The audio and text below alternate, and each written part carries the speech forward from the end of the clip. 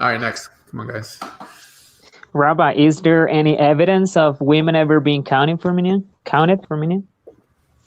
So this is a good question.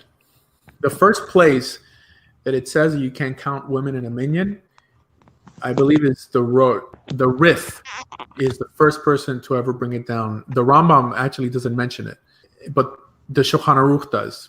Talmud doesn't say that you can't count women in a minyan. All right, so women were never counted in a never. I mean, the even if it was ever mentioned by some people, it never happened in history. No. I'm saying that the Talmud doesn't prohibit it. All right. Okay. The truth is that women never went to synagogue. It says, the Rambam says that a man should let his wife out twice a month, I believe. All right. That statement is cultural. Women stayed at home. This notion of going to the synagogue, especially when it had a different connotation than it does nowadays. Why do people go to the synagogue nowadays?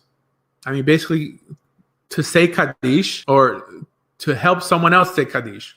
Why? Because we tied in this notion of an Aliyas Neshama, that you're giving your dead relative one step out of hell with saying Kaddish Yatum, which is the mourner's Kaddish.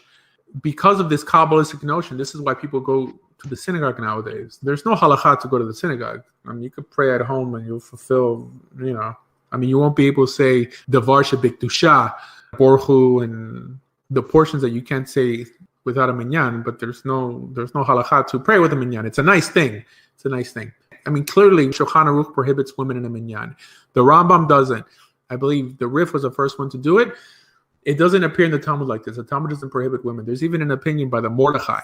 Mordechai says that if you need a tenth, you could count a woman. That doesn't really mean much. In the Talmud, it says that if you need a tenth, you could count like a kid holding a Sefer Torah, a katan with a Sefer Torah, or a chumash, some people say. Who said that, Rabbi? Who said that? It's like this in the Talmud. The Talmud says that if you need a tenth, apart from that statement that you could free a slave, you could count a kid holding a Torah scroll. But a Torah scroll back then was equivalent to a chumash today. So, some people, when they need a tenth, they'll count a kid who's pre-bar mitzvah with the chumash, like holding a chumash, and they'll count that as a tenth. But even saying Kaddish is a minhag, isn't it? Well, the whole prayer of Kaddish was really developed at the time of the Gaonim. Okay, but being that people didn't have this minhag of saying Kaddish for the dead, and they don't view it as a minhag, they view it as something true. It's something that you have to do when someone dies. Outside of the cemetery, people say, Kaddish as a cemetery is brought down as a halakha, but it's not brought down as an early halakha to say Kaddish for a dead relative to get him out of Gehenna. The first time that was mentioned, I believe, is in the Or Zeruah, but it appears in Shulchan Aruch as a minhag, and now it's become like a halakha. But this is why people go to synagogue, because they're thinking that someone there might need me to say, might need a minyan to say Kaddish for the dead relatives. So everyone's dying to get to the synagogue. Also, people back then prayed like how Arabs pray in Israel nowadays. Like when Muslims in Israel, they got to pray. They're not fighting to find a mosque to pray in.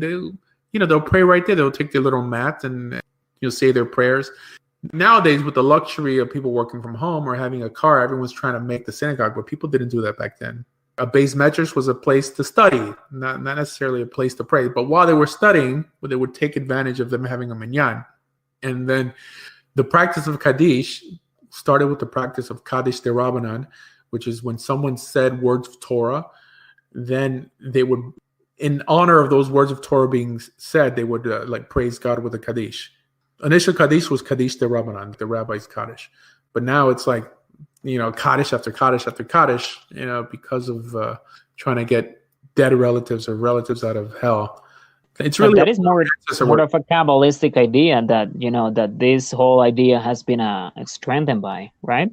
It appears in the Zohar like this, and it appears in the small Masechtas. There's some parts of the Talmud that were added in much later. They were called the Masechtas Katanas. And there's a Masechta there. I believe it's Masechet Kala. Anyways, I'm saying it's reiterated in the Zohar, but all these later tractates appeared when the Zohar was written, which is really 1270, the Common Era.